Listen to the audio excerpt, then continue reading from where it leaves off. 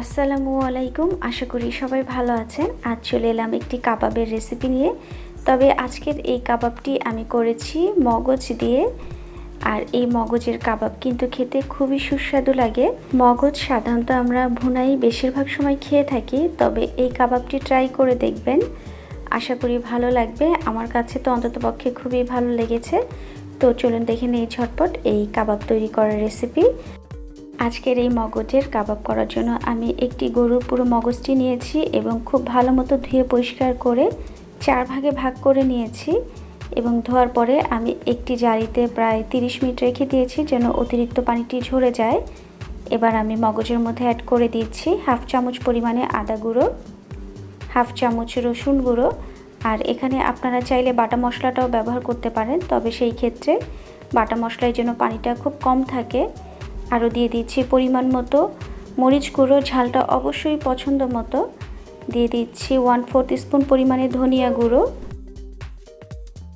1/4 spoon পরিমাণে জিরের গুঁড়ো, দিয়ে দিচ্ছি খুব সামান্য লাইট সয়া সস। এখানে সয়া সসের পরিবর্তে লেবুর রসও দেওয়া যেতে পারে। দিয়ে দিচ্ছি লবণ, লবণটা একটু কমই দিচ্ছি। এবার দিয়ে দিচ্ছি হাফ চামচ পরিমাণে গরম মশলা গুঁড়ো। এই গরম মশলায় কিন্তু জয়ফল জয়ত্রী সবই আছে।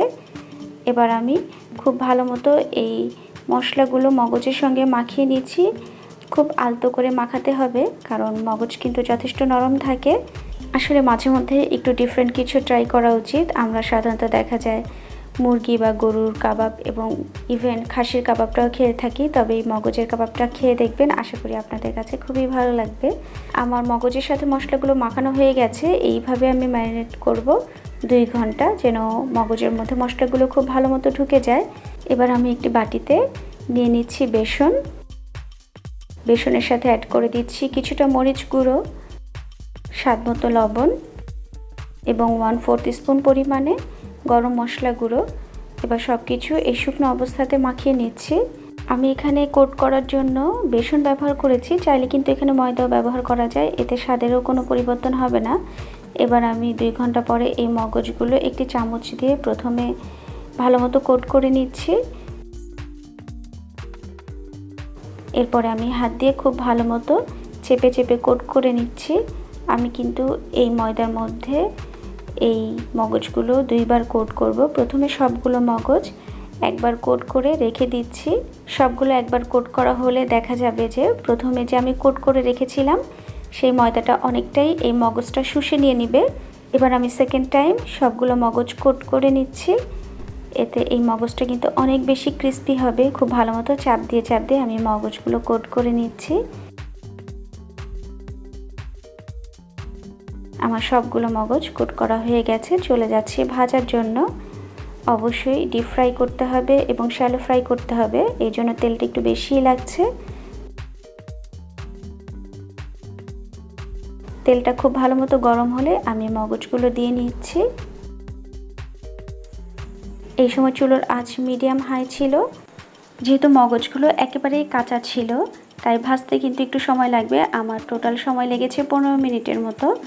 আর এই 15 মিনিটের পুরোটা সময়ই চুলোর আঁচ মিডিয়াম হাই ছিল। আর মগজগুলো যেহেতু বেসনের মধ্যে কোট করা ছিল, এই কারণে মগজটা কিন্তু একটু হার্ডি আছে আর তেলের মধ্যে ছড়িয়ে যাওয়ার সম্ভাবনাও নেই। আমি একবার উল্টে আর একবার উল্টে দিয়েছি। অলরেডি কিন্তু যথেষ্ট ক্রিস্পি হয়ে গেছে। তারপরে আমি একেবারে রেড ব্রাউন করে ভেজে নেব। আর ভাজার আগে কিন্তু আমি চেকও করে নেব যে উপরের পাশটা যথেষ্ট হার্ড হয়েছে কিনা এবং ক্রিস্পি হয়েছে কিনা। তা না হলে কিন্তু এই মগজের কাবাব খেতে ভালো লাগবে না। আমি চামচ দিয়ে দেখে নিচ্ছি কতটা ক্রিস্পি হয়েছে। একেবারে পারফেক্ট ক্রিস্পি যখন দুনো পাশ হয়ে যাবে তখন আমি নামিয়ে নিচ্ছি। এই মগজের কাবাব কিন্তু রুটি দিয়ে খেতে খুবই ভালো লাগে। আমার মগজের কাবাব রেডি হয়ে গেছে। এবার আমি নামিয়ে নিচ্ছি একটি টিস্যুতে, যেন অতিরিক্ত তেল এই টিস্যুতে শুষে নেয়।